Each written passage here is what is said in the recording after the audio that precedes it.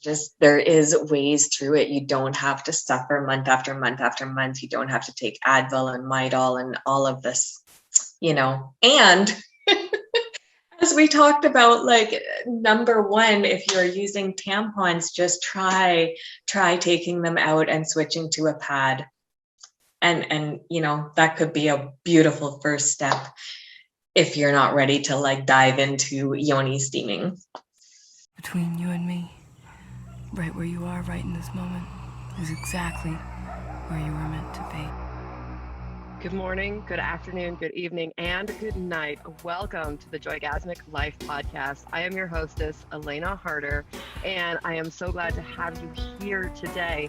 If you are an awakening woman, a conscious mother, a woman on a journey to bring about the best for your family and create an enlightened experience of being a child and a woman and a mother and partner in your world, I absolutely I'm so grateful and so glad that you have found your way here.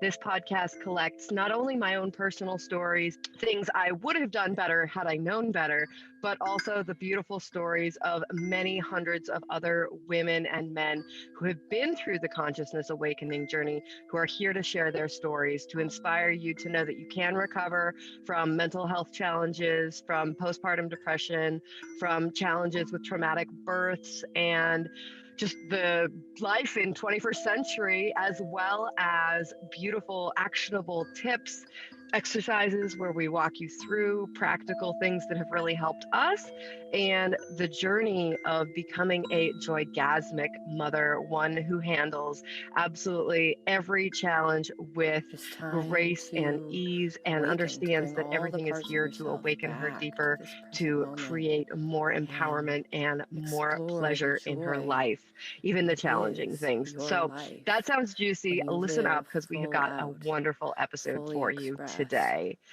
Fully harnessing the joygasmic potential of your body and yourself.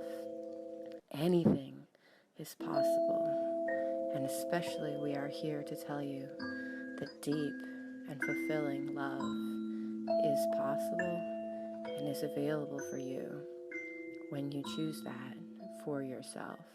There's going to be an incredible podcast coming out with Meriah Ruskowsky talking about Yoni steaming. And if you don't know what Yoni steaming is, you don't know what a Yoni is, we got some exciting stuff. So Yoni is the Sanskrit word for vagina. Vaginal steaming is another common name for this. And vaginal steaming is practiced around the world. Over 40 countries have traditional histories of doing this, especially for postpartum women, but also for other menstrual cycle womb-related health issues across the board. There are lots and lots of documented cases of this being used as a traditional medicine and is one of the most effective ways of getting herbs directly to the organs that need it. And so I personally have experienced the incredible power of Yoni steaming in terms of regulating personal menstrual cycle and reaching what my teacher Kelly Garza calls a perfect period, which is 4 days, bright red from beginning to end, 28 days long. Before I encountered these teachings, I was having challenges with my period. It took a long time to get started. And from the topics, scrolling through people's thoughts and ideas about what happens in their periods, it tends to be something that women assume is going to be very painful. It's meant to be painful. And this is really actually just an inherited generational trauma from disconnecting from our wombs, from not being connected to them. And this is something that we as conscious women can absolutely shift for ourselves and shift for our children moving forward, especially for our girls, giving them knowledge, but even for our boys, so that if they have a partner later along the way who says, oh, my period's so terrible and it's meant to be like that, the boys can do like, hey, nuh-uh, that's not how it's meant to be, and correct them and help them connect with a wise woman who has that knowledge to give. So I'm super excited to dive into this podcast with Mariah, and the full podcast will be available, of course, through the Jorgasmic Life membership, as well as online, Spotify, iTunes, and all the major podcasting platforms. So I look forward to sharing that with you in its entirety. And for the meantime, let me know if you need help with your menstrual cycle. Absolutely happy to do consults around that. All of it's on a donation, pay what you want basis. So I know from having really terrible periods where I was puking, pooping, and bedridden for several days or like a week as a teenager, I know exactly what that's like. And there are so many things that we can do to learn how to sync up with the natural cycles of life and experience pain-free, blissful, and transcendent periods. Yes, it's absolutely possible. I know because I've done it, and many, many women who have accessed these traditional tools and understood how to actually interact with their periods as a sacred time have absolutely experienced this. So it may not be common around you, but it is definitely normal and possible to have a beautiful period time. Thanks so much, and check out the episode when it comes up. Keep your eyes peeled on the Jorgasmic Life Facebook page and Instagram to connect in and see what is happening. Hello, Mariah. Welcome to the Jorgasmic Life podcast. Thank you so much for joining me today. Thank you, Elena, for having me. Yeah, we're here today to talk about vaginal steaming, menstrual health, all things womb, vagina, and health related. This is a huge issue for so many women out there, myself in the past included, and probably yourself, otherwise you probably wouldn't be so passionate about it. Before we dive into some of the questions I have for you about this today, can you tell me a little bit about how did you get into taking care of women's menstrual health? How did that happen? How did that passion start? Sure. That started probably back in 2014 in holistic nutrition school. Totally accidentally. I was doing a case study on myself, and one of the, issues that came up was having painful periods, like cramping and whatnot. So I started to realize then that actually wasn't the norm. And before that, it never occurred to me, just thought right. that was normal. So that's kind of where it started, and started doing some supplementation and working through that a little bit. And then fast forward a few years later, I was actually at a Moon Mother not retreat, but attunement, and met a couple of ladies. Yes, this is where my womb blessings, the energy work around the womb kind of comes in. This was this weekend that I actually also found out about vaginal steaming or Yoni steaming. And probably 6 months or 5 months prior, I had actually gone in and had a LEAP procedure done for HPV. Oh, yeah. In the world, that's like a tiny biopsy that they're doing. They go in and actually laser your cervix and then scrape the remaining irregular cells off. So yeah, it's pretty invasive. Like you're under anesthetic for it. And so when I met the vaginal steaming girls that I did that weekend, they said, this could be really healing because vaginal steam improves scar tissue and it can also address HPV. So it would be like really a great thing for you to do before you go for your 6-month checkup. So that's what I decided to do. It appealed to me immediately. I had never heard of it before, but there was something very comforting about taking care of my vagina like that and my cervix after the trauma of the hospital and that procedure. So I started to steam.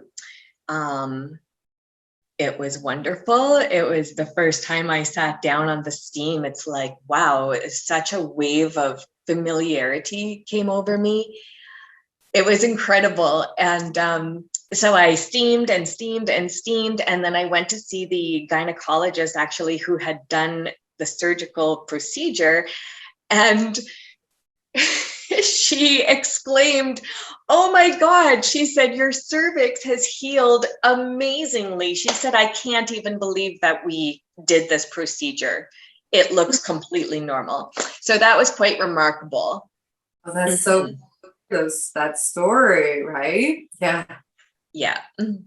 Yeah. So I've been, a steamer ever since. And also in that short period of time, just felt like, oh my goodness, like, more women need to know about this modality. Mm-hmm. Absolutely. Oh, I love to hear success stories like that. It's like the Western medical offers so many invasive things for menstrual health, like from the pill and the birth control and all of the IUDs. Hysterectomy. And like for like there's a blowtorch inside the cervix as well that they do. It's like an ablation. I can't even remember the name of it. I was like, whoa, like ladies who have challenging periods, they just basically go like, well, let's just like scar tissue the whole thing. And you're like, holy shit, that's a thing that happens. Like that's like somebody said like, oh, you've got a running nose. Let's just like stick a blowtorch up front, like nose. And I was like, nobody would say yes to that to their nose, but like the uterus is like so much more internal and so much more integral to our central nervous system and the vagus nerves and like all of that. It's like just some of the things I've learned through the process of learning about healing the womb and the uterus is like, whoa. And the painful periods is so common, right? I remember rolled up in a ball around a heat mat, like a heat pad, just being like, like just really struggling as a teenager. And then all the way up into like till I started giving my blood back to the earth. And then it was like, oof, that was a really, really big change. Wow. Stopped using the tampons. I was like, oh, I don't think I have period symptoms. I think I have tampon symptoms actually. Like, Exactly, right? Yes. Did you have any wisdom around the sort of the tampon use that you'd like to share, the pads or anything like that? Yeah, well, that's, one of the number one things I teach all my clients is like, if you can omit one thing, it's tampons. For the simple fact that like it's really just common sense when you think it through. Like when you're on your period or you're menstruating, that blood is trying to come out and down. And we're, taught from a young age, like to plug that up. And so, yeah, that doesn't have like the natural flow. So, and it's amazing, like you said, so many women just stop using tampons and immediately notice a huge difference in their cramping. Yeah. Mm-hmm. Yeah. My understanding is like that's the blood vessels of the uterus are like the arteries are opening to let that blood pass through and sort of flush out any toxins in the blood or in the womb space that want to come out. And then with having something in there, even a diva cup or a cup can also cause a similar experience where you're literally plugging the hole of the vagina and pushing against those walls, pushing them outwards, which is contrary to the like down and out flow that our body is trying to do. And like, I don't know very many ladies who actually like pads. Like they're not these little like I'm wearing a diaper. Like I remember hating them, which is why I switched to tampons as a teenager, and because they were presented, this is the solution. But like when we understand the body is trying to go down and out, and we're going, nope, sorry, we're just going to put up, right? So then we're immediately working against the body. Not to mention bleached cotton. Not to mention fragranced bleached cotton, right? Like exactly. Whoa. It's like the opposite of what the body is trying to do, which is cleanse and release. Yes. Just to share a quick story, years ago, and it was, I think, right around the time I was in the holistic nutrition school, and my sister actually was very much like, wow, like, to be frank, why do we smell so bad? Like these tampons, whenever we're menstruating, like, where is that smell coming from? And so she started doing research and we were always very much organic. Obviously, I'm going to holistic nutrition school. So we were using even the organic, but there was just something that our bodies didn't like, and it was throwing things off and creating this odor. So we started using the cup, like years and years and years ago. And my sister still uses her cup, and she encourages, other people. And now I've moved, even beyond the cup to pads, and to cotton pads that you can reuse. So you can save your blood, you can wash that out. And like you said, give that back to the earth, which is really beautiful. So yeah, as far as like educating women, so there's kind of, there's the tampon, there's the Diva cup or similar cup, and then there's pads. And like that Diva cup kind of falls like in between. Some women, it solves the problem, their cramping subsides because it's still allowing for a bit of flow, but at the end of the day, it is still a plug. And ideally, you just want to be able to free flow. Yeah, and then even on the far end of that spectrum is like, I'm pregnant now, so I'm not bleeding, but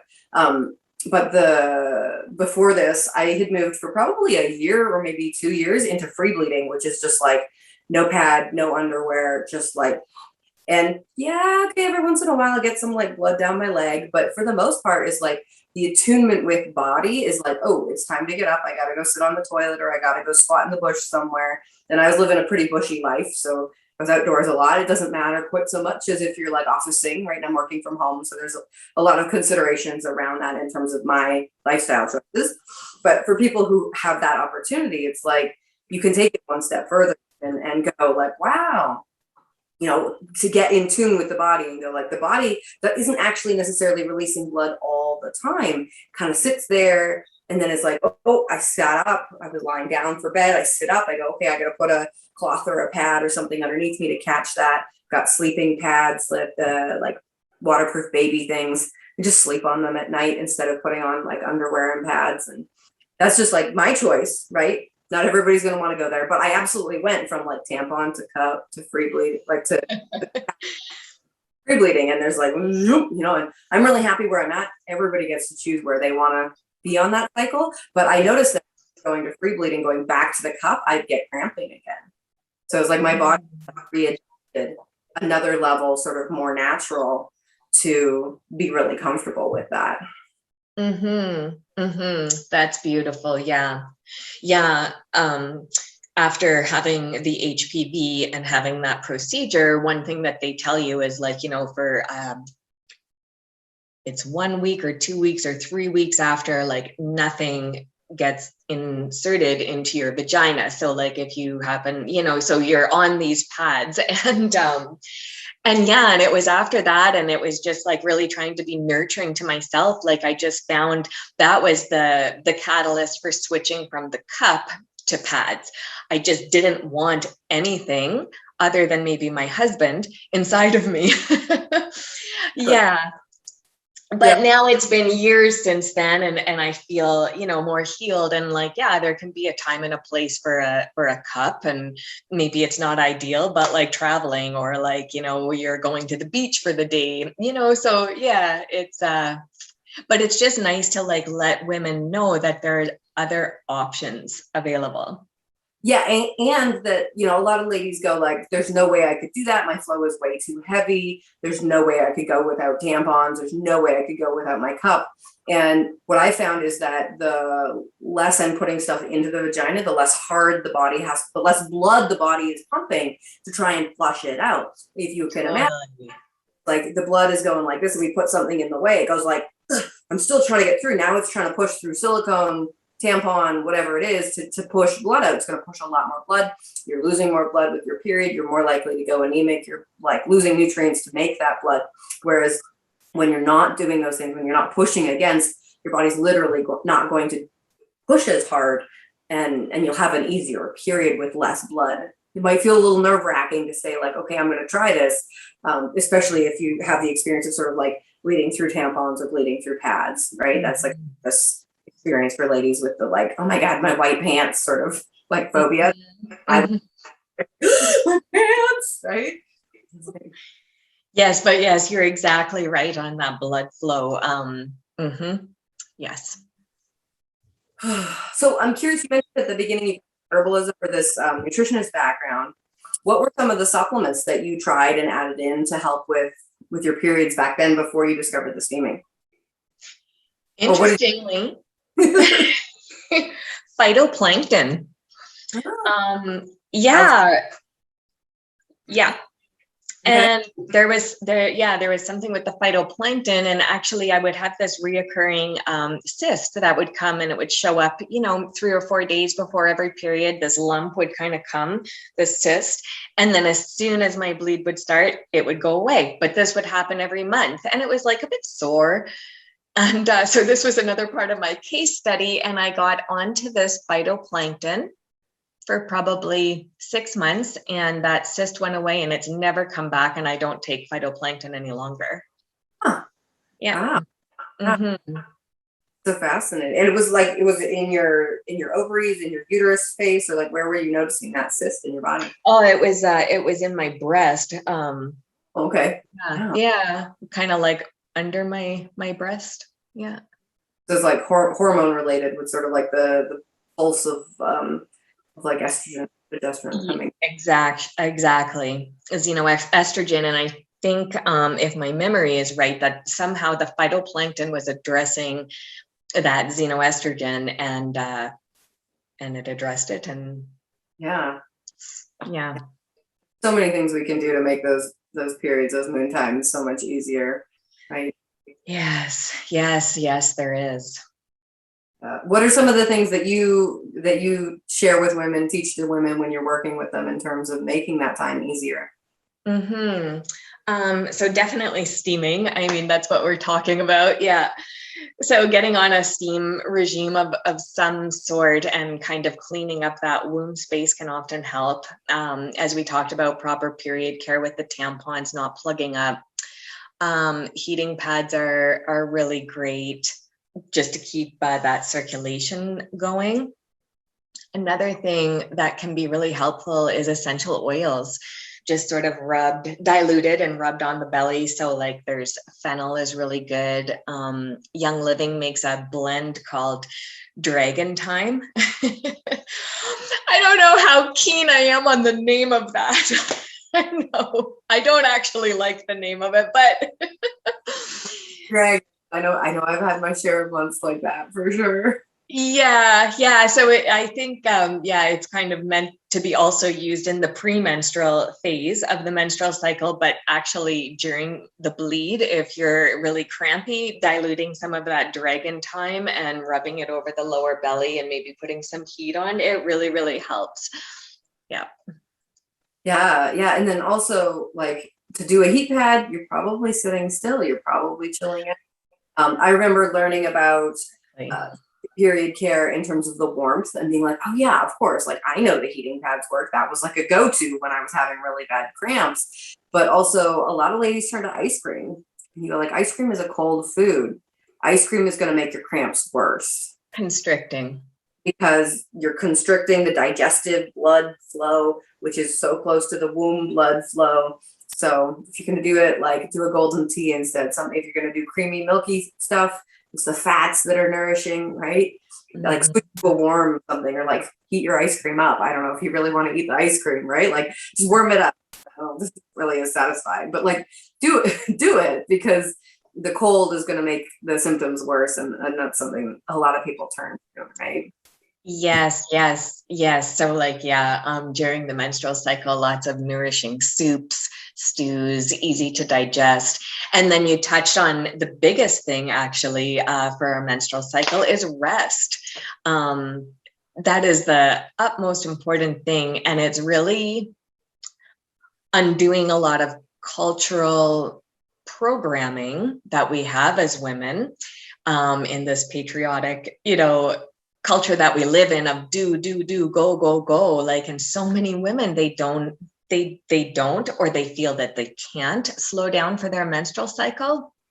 But that is key, is rest. And I know that people have, women have jobs and so on and so forth, but there's always ways that you can be creative to scale back somehow, or ask for help, or do something to slow things down for that, 4 days. Yeah. I know a lot of ladies go like, it's not 4 days, it's 7 days, it's 10 days. It's like, when is it coming? What's happening? And again, that's a place where steaming can be really helpful, because if you get on a new moon, full moon steaming regime, especially with other ladies who are menstruating, your cycles are going to sync up. The steaming's going to clear out any of those imbalances that are causing long or short periods. And you can literally then schedule around it because it's every 28 days. You look at your calendar ahead of time. You go, okay, when I'm ovulating, we got all the business meetings, we got all the classes, we got all the social events. You got like a bam packed schedule for like 12 days of the month when I'm like in that sort of like pre and post ovulation period. Right. And then during that period time, the moon time, it's like nothing, book nothing. And I literally would just put on the schedule. I go like I do podcasts 3 weeks a month, not that fourth week. Good. Yes. This is like I'm not talking to anybody because I'm not super engaging during that week. Exactly. Like a podcast to do, okay, like whoever gets that week, they get kind of a crappy podcast week anyway. Like we don't want to do that. We want to be in our vivacity and utilize that cycle more effectively. Mm-hmm. Yeah. And I encourage women to track their menstrual cycle. And actually, a menstrual cycle tracker is something that I hand out with one of my with my packages when you work with me. But you learn so much about that. You start to really see. And like for myself, I know maybe I start menstruating on cycle day 29 or 30, but at cycle day 26, 27, I am already withdrawing. I already don't really want to be engaging with people. And the funny thing is that once you actually start bleeding, there's a shift in the hormones right there. And estrogen is already beginning. And already so even like maybe 2 days after you're bleeding, you're kind of already starting to feel like a little more like, but for me anyway, I find definitely that phase actually starts before my bleed.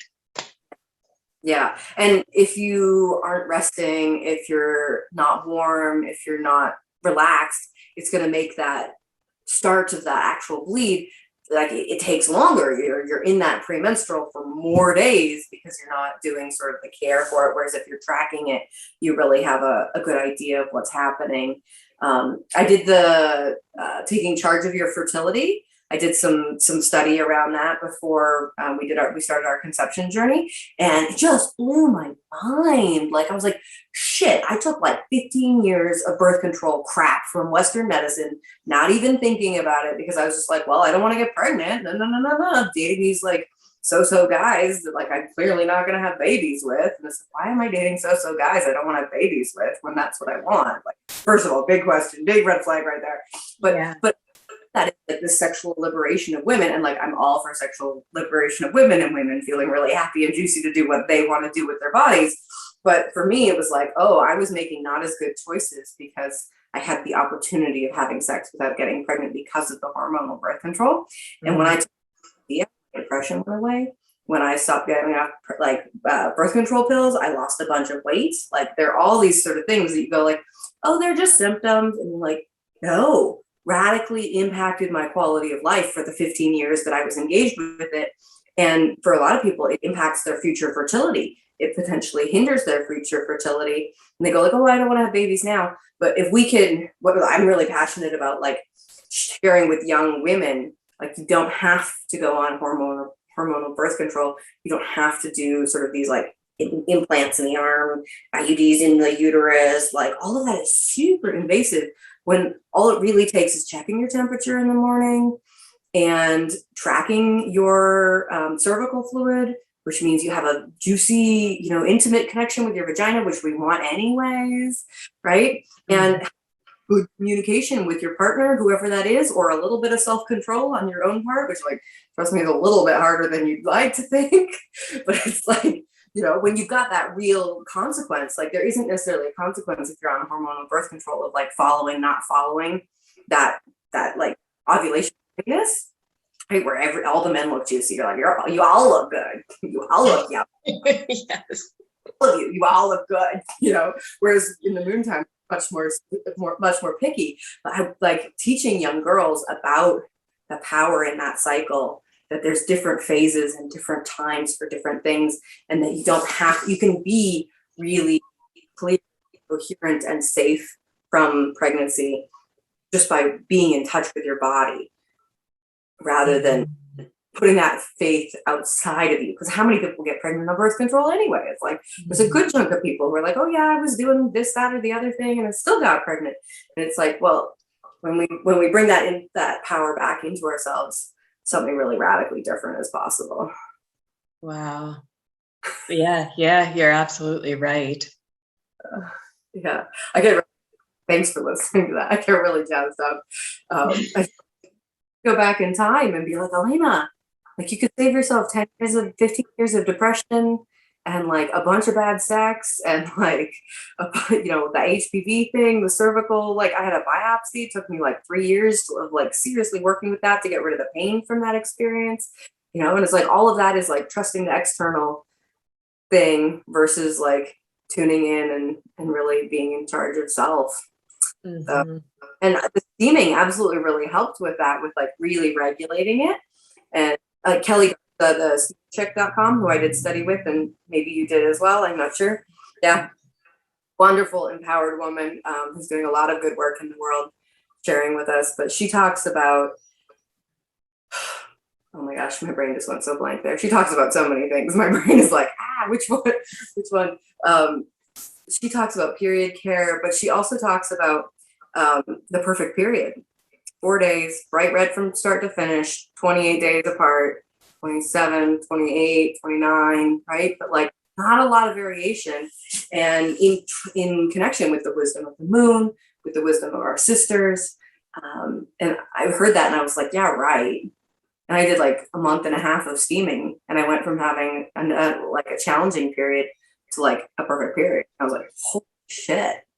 Like, wow, this stuff is like really potent. It really works and works really quickly. Mm-hmm.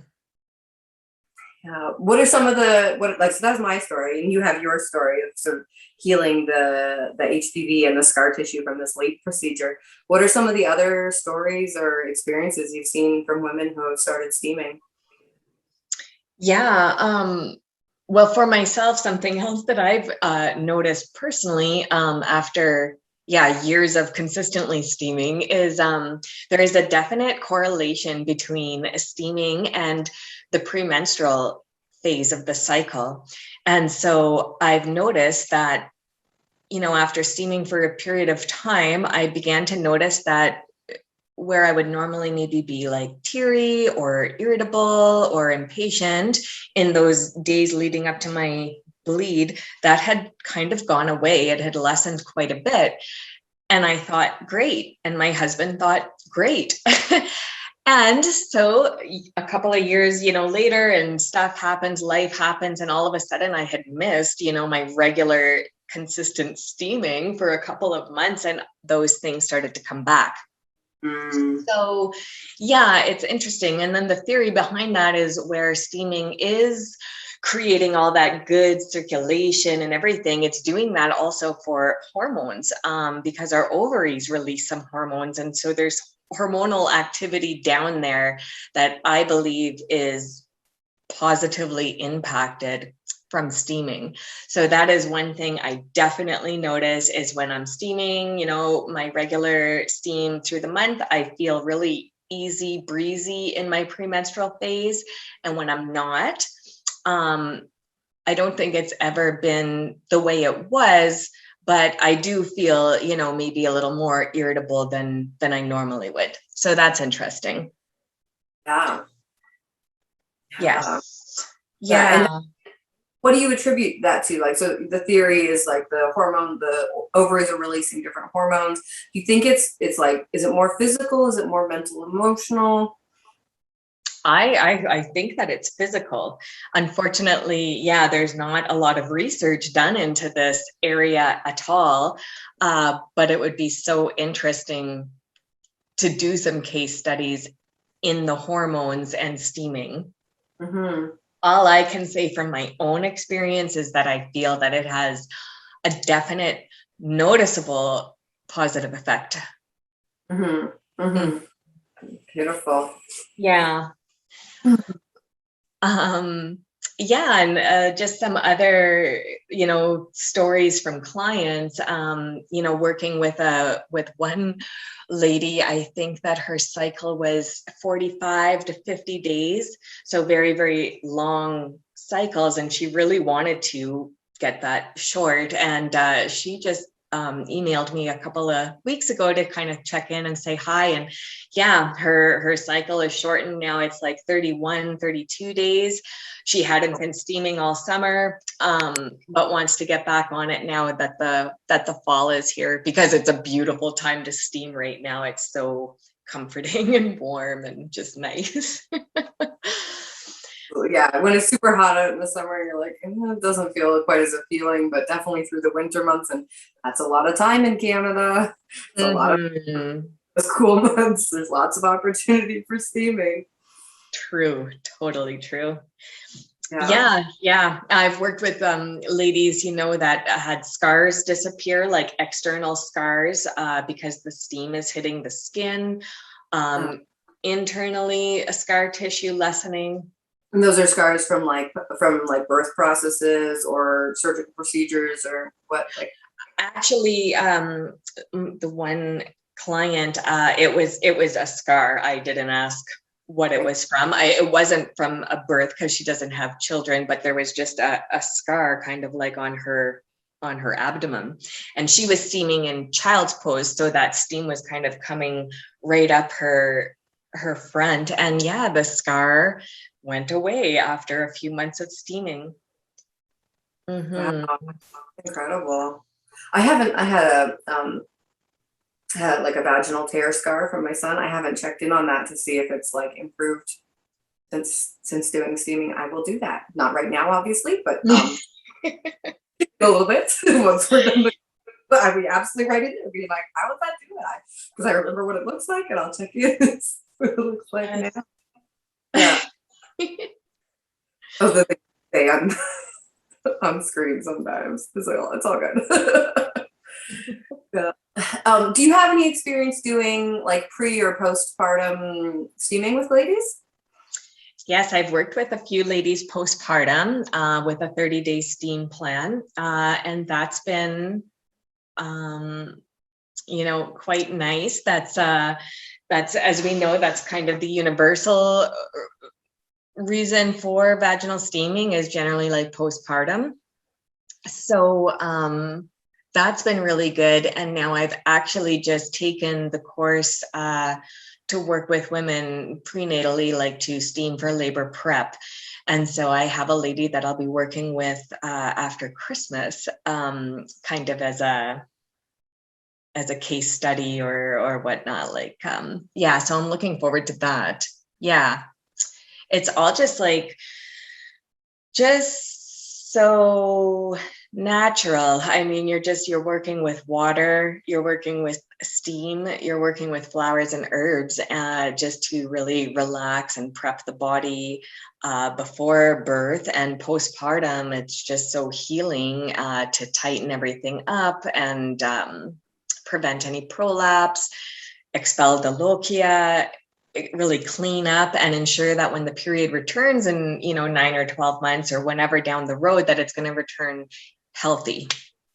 I'm looking forward to doing that pre-labor course as well. It's like that's on my before I give birth, to be like, okay, let's just like input that and make sure I'm doing that knowledge. But the postpartum, I've like done that module, and it's like, wow, like, and the 4th trimester, like healing study, which is incredible. And I'll make sure that's linked for anybody who's interested in the show notes, because it's like night and day. You're like, wow, there's some like really incredibly better results, like in terms of hemorrhoids, in terms of constipation, in terms of itchiness and scar tissue, or like in the vaginal tissues postpartum. And like, all of those are a big deal when you're dealing with a newborn. Like, they feel bigger, they seem bigger. Hemorrhoids is something that's like unfortunately really common for ladies postpartum. Prolapse is a big issue for a lot, not maybe as many ladies postpartum, but when it's an issue, it's an issue. It's a really big thing. And steaming can help with all of those. And like you said, there's over 40 countries around the world where steaming is a traditional practice, and the one place where they all have it in common of using it is postpartum. They're all using it there. There's variations around where people are using it in other situations, but postpartum, it's absolutely there. And you just go, wow, like if we could wrap up that pregnancy time physically in the body and make sure everything's out of the womb, right? Because sometimes ladies have really challenging periods after their babies. Exactly. Sometimes little bits of placenta still stuck in there, or amniotic sac or whatever, and it's like it couldn't detach, or the body was undernourished or whatever, and it's like undernourished to be able to like create the resources to do that. If we can help that with a process that's like so feminine, right? It's like steam, water, heat, flowers, herbs, like where do those flowers come from? Rest, right? Yeah, it's super, super beautiful. Yes, it is. Yeah, and the returning to the feminine as well. Like you talked earlier about sort of like most ladies in our generation above and younger, like we've been raised in this like do, get shit done. Where's your to-do list? How are you doing on that? What's happening? All of that. Even if we don't have to be doing it for financial reasons, we still do. I know. Yes. Even, I think about the homeschooling mom who's got like a partner who's doing financial support for the whole family. And it's like, how many moms are like A-type, like blah, blah, blah, blah, activities from morning till night with their kids. It's like, like learning how to rest is actually, take it on as a part-time job.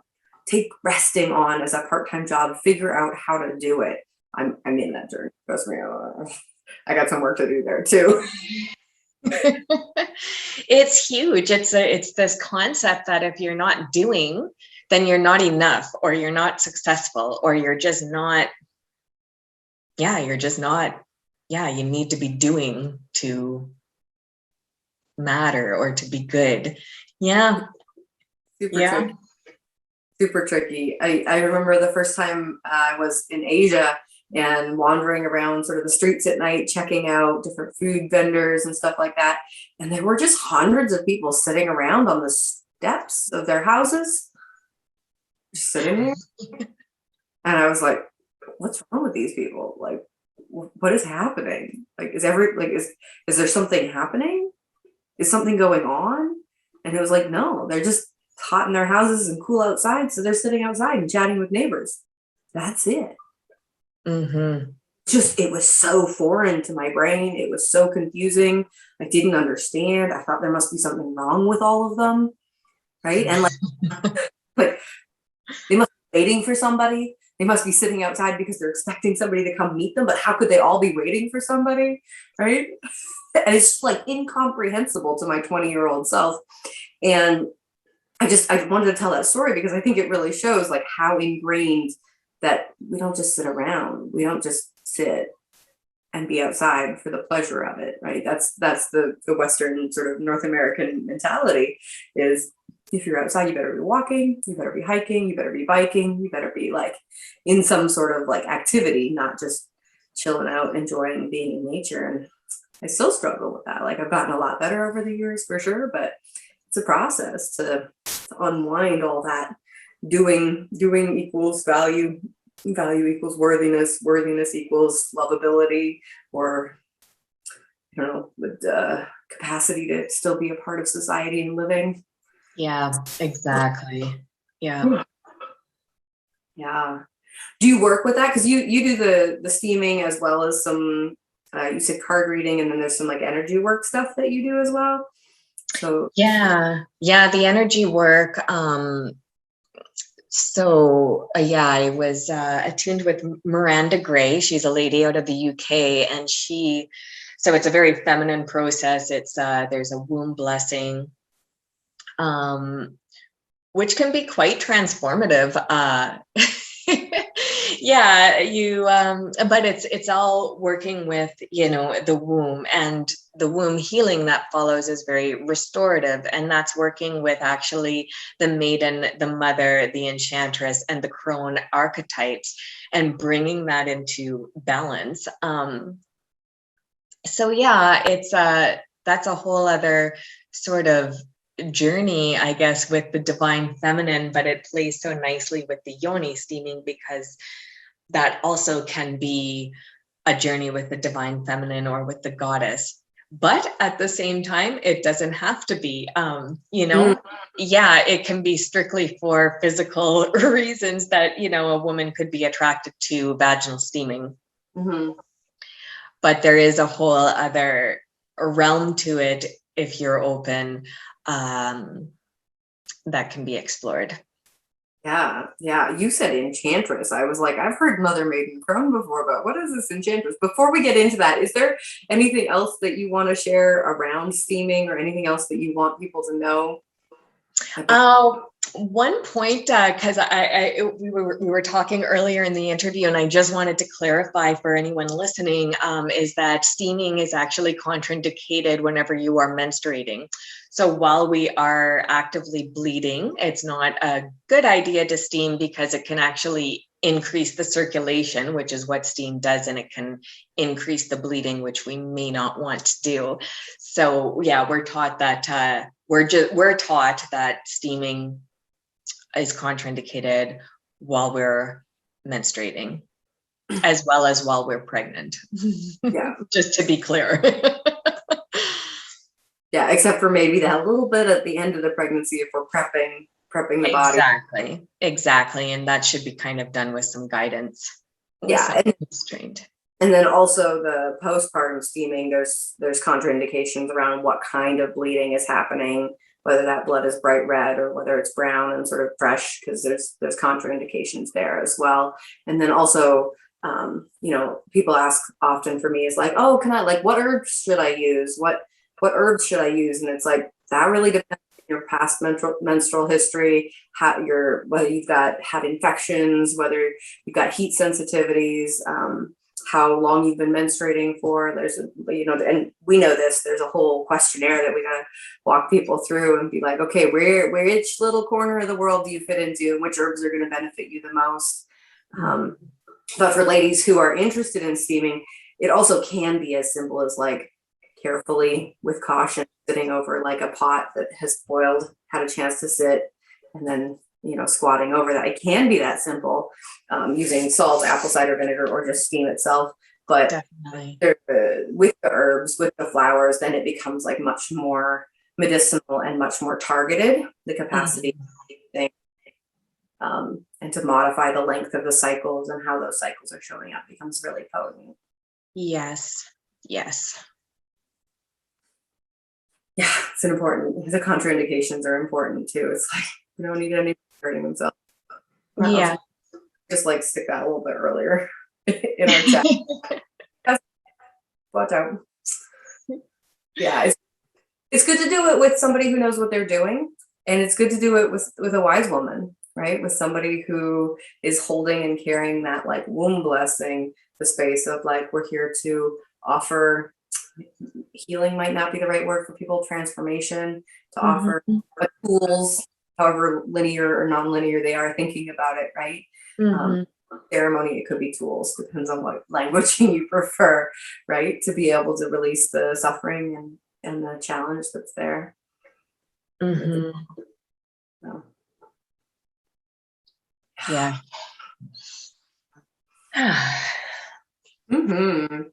Yeah. Deep breath there.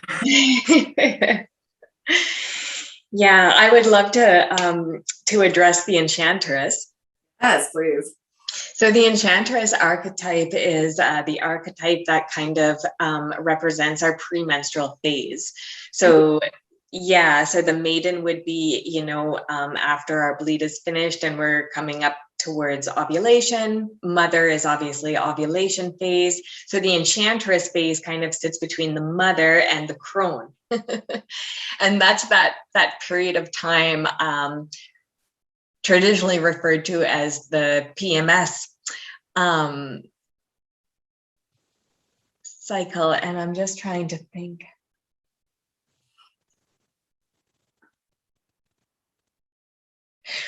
Yeah, one of my mentors had a little acronym for the PMS, and it was can't think of what the P stood for, but magical sorceress was the final.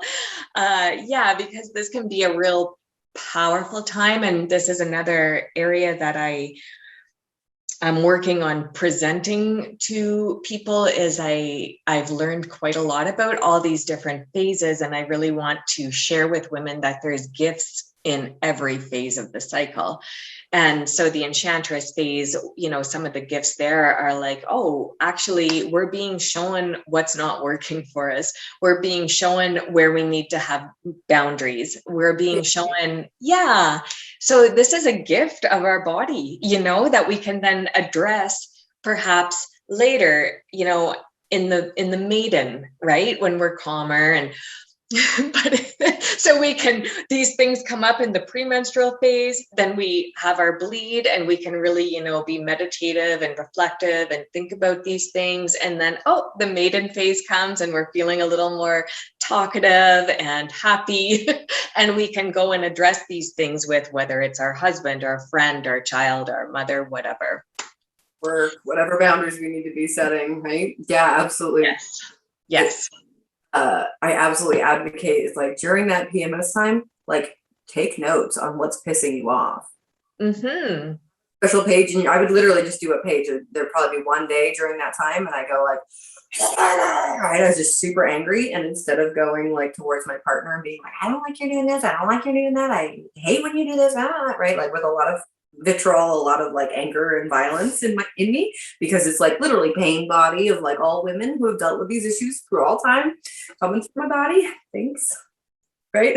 But if I could just write them down and go like, okay, these are issues. And then, once the storm has sort of calmed, it's like, oh, these are the things to work on for next cycle, right? We're back in that maiden phase. We're like planting the seed. You go, okay, this month we're going to work on this. This month, I noticed I was really irritated when it was something I've been working on with my son. He's like, I'm doing a call like this and the door's opening and I'm getting asked for things. And I'm like, dude, I literally only ask for like 2 hours a week, like just leave the door closed, Mm-hmm. And I get really upset about this during the menstrual time of month, but can plant the seed and go, can we make it a little bit better this next cycle around? Can we make it a little bit better?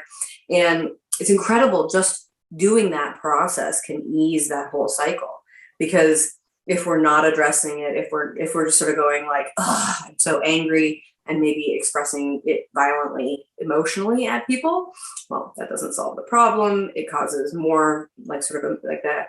Eckhart Tolle talks about the pain body during the moon time. He's got a really wonderful couple of like paragraphs about it in Power of Now, I think. Oh, interesting. Yeah, and he talks, it's sort of like from the partner's perspective, he goes like, my partner's generally like a lovely human being, except for this like week of her life where she's a psycho bitch. What should I do, right? Somebody's asking him Eckhart this question, and Eckhart goes, it's literally the pain of all women across all time, space, reality, pushing through your woman. It starts with her personal pain, and once she's cleared her personal pain, she's doing it on behalf of all ladies. She doesn't get to stop with it. The only thing you need to do is be present, loving, kind. And it's like, shit, that's hard to do, right? Like it's actually hard to do that, because when somebody's really angry at you, the defense mechanism says, I want to be angry back.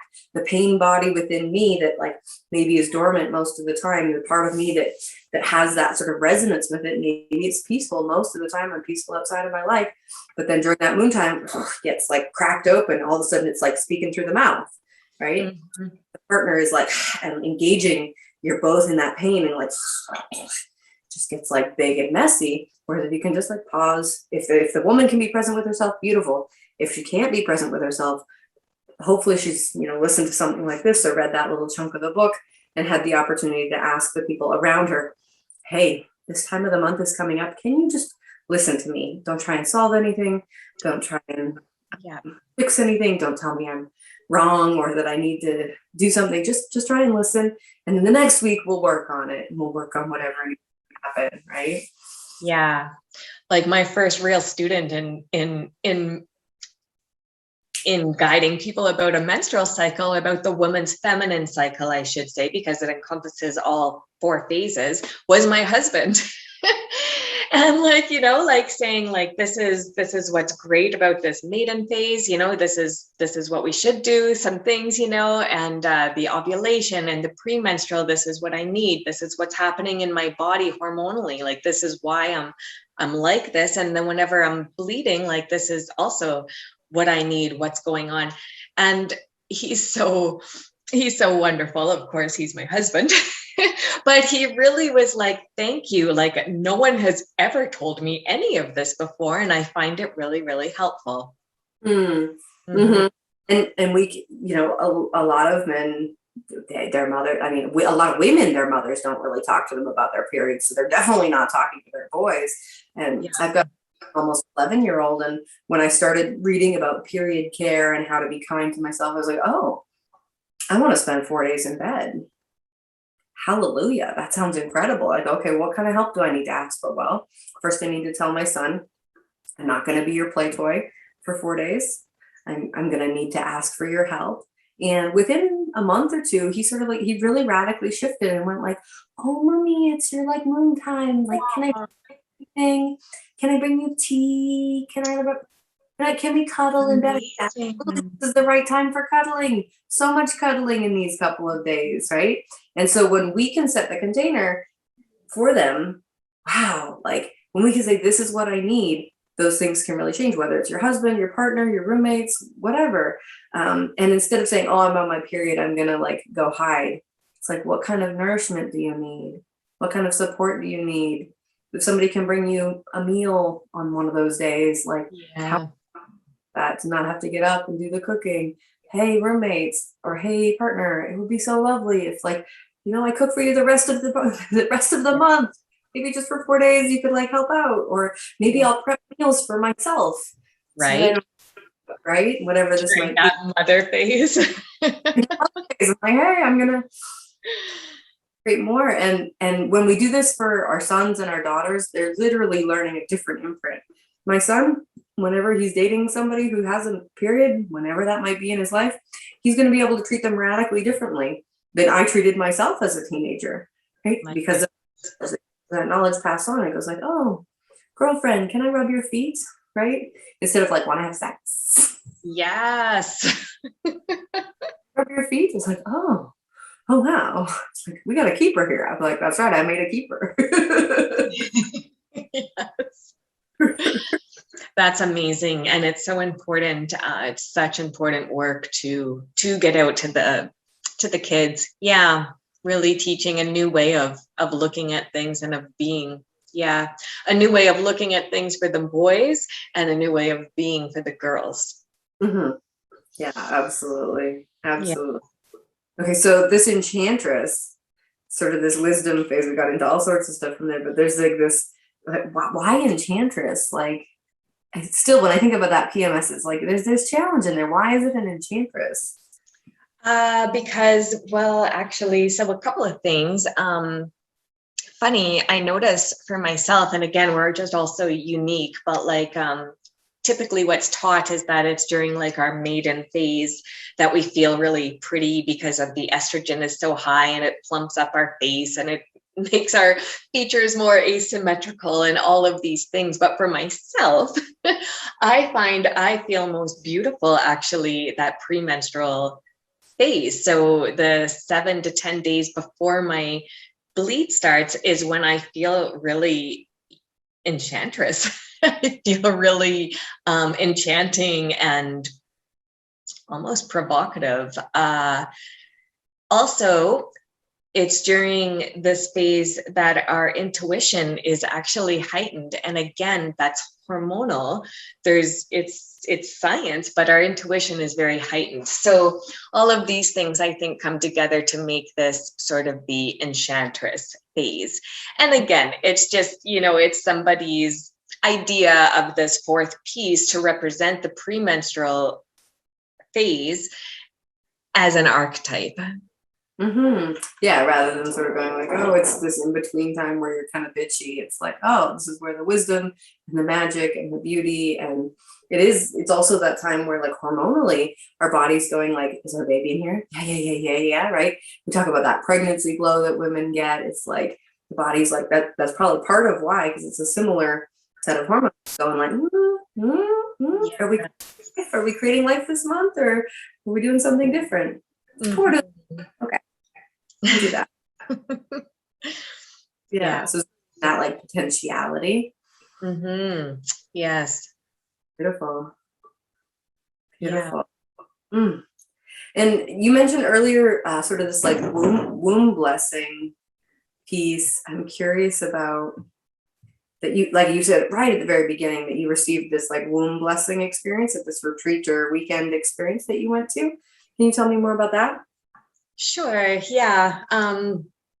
So yes, this is the Lady Miranda Gray from the UK, and she had come to Canada to offer one workshop, which happened to be in Calgary. So that was very good. That's where I reside right now.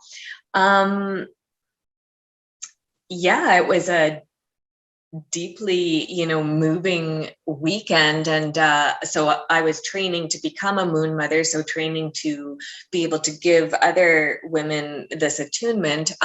So, you have like 20 women in the room, obviously pre-COVID, and you're just like doing womb blessing after womb blessing sequence after womb blessing sequence on one another.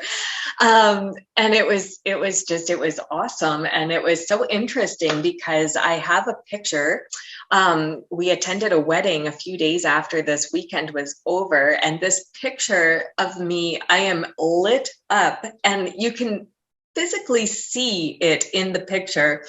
So that was really interesting. But the energy is channeled from its moon energy. So it's very feminine, soft energy, but the womb blessing kind of throws you into a bit of a rebirth, it's almost called. So yeah, there was some really interesting things happened that weekend with some of the other members. One woman for sure that really stuck out. Because we did like a bit of a cleanse before. So a week before, we started to cut out meat, coffee, dairy. So we went into that weekend really, really clean. And one woman never drank again. She never drank alcohol after that weekend. And my relationship with alcohol had changed after that weekend as well. But yeah, so it's very cool. And it kind of works with women differently. Everyone is so unique. The other thing that I guess can be mentioned is like, obviously there's a fertility piece with that, like the womb blessing, right? And, I would never say anything because it's so unique and we're all on our unique paths. But I have had one lady who was trying to get pregnant and couldn't for years, and had come for a womb blessing and reached out to me 3 or 4 months later and said, Mariah, I am convinced that womb blessing, I'm pregnant. And now she has a little baby boy. So really cool stories like that, like energy healing and energy work. It's mysterious in ways, but in ways it's not. It's just opening these channels that we didn't even realize were blocked or closed. But yeah, that being said, obviously I don't, say to all these women that, just come have a womb blessing, it'll cure all your infertility problems. But it has been said that there's definitely some like moon mother babies around the world.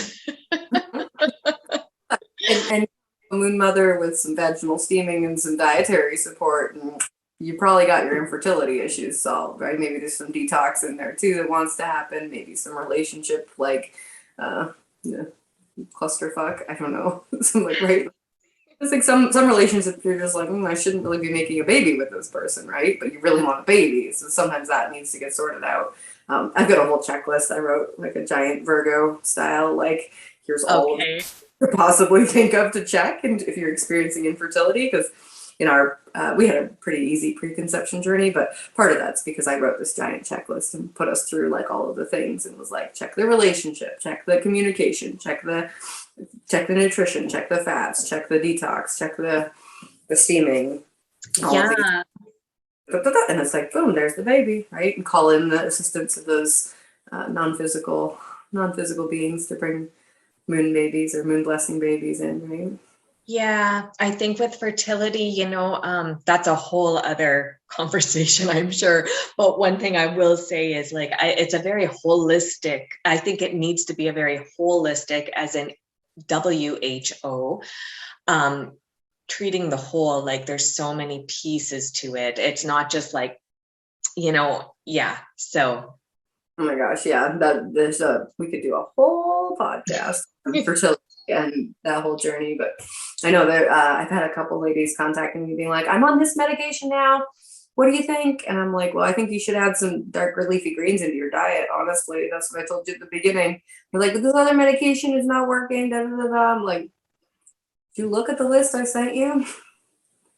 Did you check any of those things? It's like, if you dive straight into, you said this in your sort of intake form that you sent me for the call, was like, instead of going to these invasive procedures and these like high medicalized sort of like science-based solutions, let's look at the natural traditional solutions. Let's look at resting.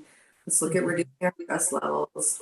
Well, let's try that first. I mean, like what harm is there in trying that first? And if that can rectify the problem, you're saving yourself,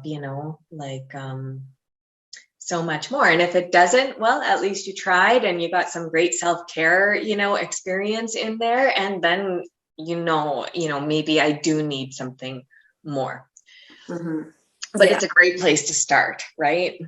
Mm-hmm. Yeah, and it's unfortunate because so often people go the medical route, they don't get the results, and then they go, okay, well, let me look at what else is available.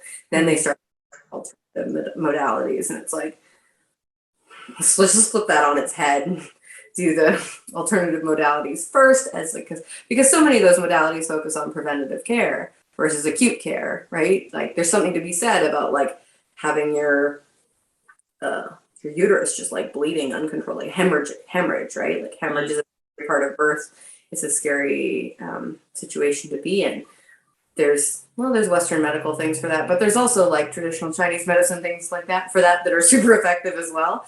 This is the first example I thought of, but like if we can prevent hemorrhage from happening in the first place by making sure our uterus is well toned, happy, and full of nutrients, so it can do the thing it needs to do, we don't have to deal with those like acute issues down the road. Yes. Yeah. Exactly. Wow, we've covered so many different things. I'm really like saturated and like full of juicy wisdom. I'm really grateful. Yeah.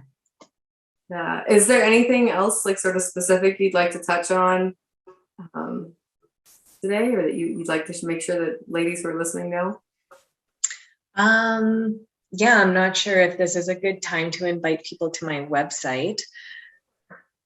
Okay, great. So my website is my name, MariahTeresa.com, and I actually have a free meditation, which is kind of, encouraging people to relax and kind of come inward, and it's called Listen Deeply. And just about, coming inward. And I'm building my business, building my website. So if you would, if anyone wanted to subscribe to my newsletter, it's just a monthly newsletter. It's not anything that's going to be cluttering up your inbox, because I don't like that. So that would be awesome. And all my services, and I have a little online store with some Yoni Steaming herbs and a couple of blends that I've actually formulated myself. So that's interesting. Some flower essences, some just different essences. I have a roller blend set that actually is supportive to each phase of the menstrual cycle, like we were talking about, working with essential oils. Yeah. Beautiful. And in terms of the services that you offer, what kind of different, like we talked about menstrual health, obviously, and these womb blessings, but what kind of offerings do you have there? Yeah, my primary business is Yoni Steaming. So there's a way to work one-on-one with me and really kind of go in depth with the Yoni Steaming. I also have an ebooklet available if someone was just like, I might like to Yoni Steam. So it's kind of everything you need to know to set up your home practice. I have a postpartum package. We sell saunas to support ladies.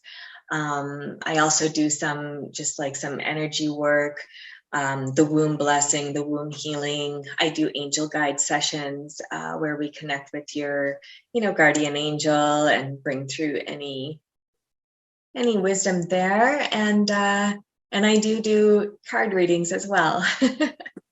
Beautiful, beautiful. So we've got intuitive knowledge, the very sort of more practical, the stools and the steam boxes and the herbs and whatnot. And then if you're doing steam consults with people, are you doing those online or is that an in-person thing? Or you shifted more online because of the current world situation? No, working one-on-one, I do find whenever I had gotten set up, it was all sort of like online, no contact. And I feel that Yoni Steaming, it's just a personal thing. And so I really love to connect with people via Zoom right now. We connect on Zoom. I think it's usually about 75 minutes. And we go through the intake together and I get your story and there's an opportunity to talk and share and ask questions and really get clear. Yeah. And I love that mind-body connection as well. So that's something that I add to your written kind of report is like any, if there's a yeast infection or if there's period cramps, what might be behind that actually like emotionally.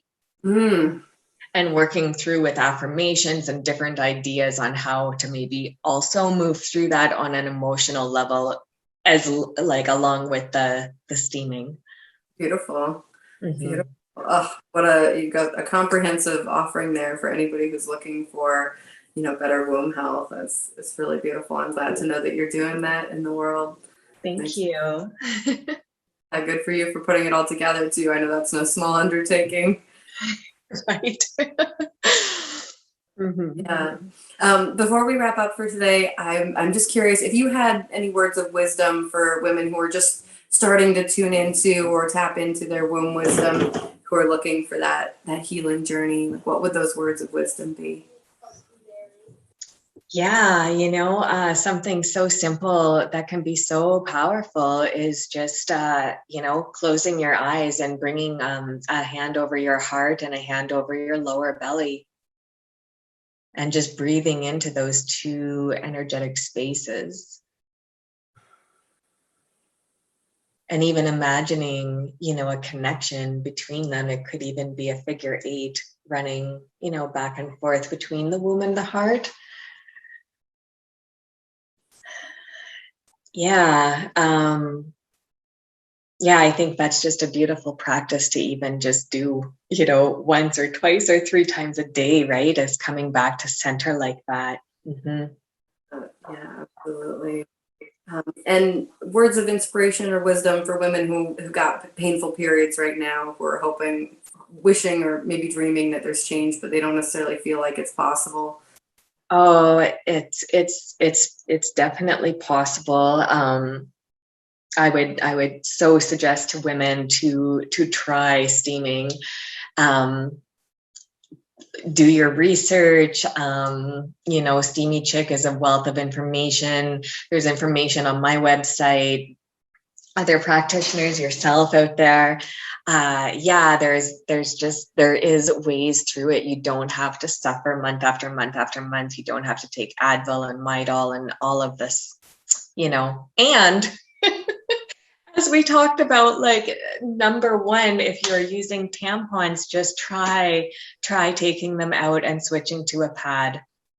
And that could be a beautiful first step if you're not ready to like dive into Yoni steaming. Yeah.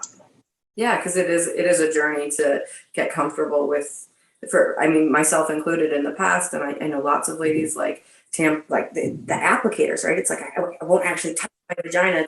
This thing is, I pull a string and just like, ugh, right? There is this like fear of how powerful and beautiful our vaginas are, and if we're in that fear, or if we're in that like, ew, it's gross and messy, like it can feel really intimidating to move to some of these more alternative or more traditional practices around honoring the vagina. And it doesn't need to be scary. A lot of the scariness comes from, stories or fear propaganda that was passed to our mothers and was then passed to us. And if your mother isn't a good role model for how to interact lovingly with your vagina, you can find a different elder wise woman, like there's many womb wisdom mamas out there.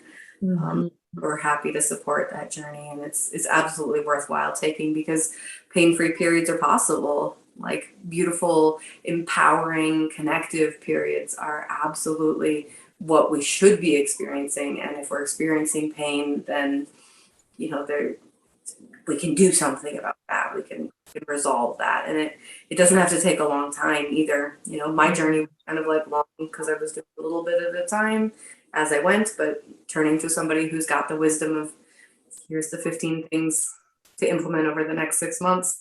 Your periods will be radically different in 6 months, kind of thing. Do it, or whatever that process looks like, right? It might not be 15, it might not be 6 months, but finding somebody who's got that for you, process. Yeah. Yes. Beautiful, Mariah. I've so enjoyed our conversation. I have too. Congratulations. Sorry, can you repeat that? Oh, I said congratulations on your first podcast too. Thank you. Yes. Thank you. It was wonderful. It was such a nice experience. Thanks to you. Thank you. Well, yeah, it's super great to have you on, and I look forward to connecting more and being able to pass people your way as well if they're looking for that kind of wisdom. Appreciate that. Thank you. Yeah. Well, that was awesome. Thank you so much for listening all the way to the end. How easily can you imagine that this experience is integrated already deeply into every cell of your being in such a way that you will begin to notice that you have already been operating from this new behavior for a while, and that it was simply a matter of noticing how much you've already been doing this. You may choose to feel that this moment is the moment that completely and utterly into your body, or in the days and weeks ahead, getting curious about how fully and completely this experience has transformed your life, realizing that you are at complete choice to choose how you would like to integrate this information into every cell of your being.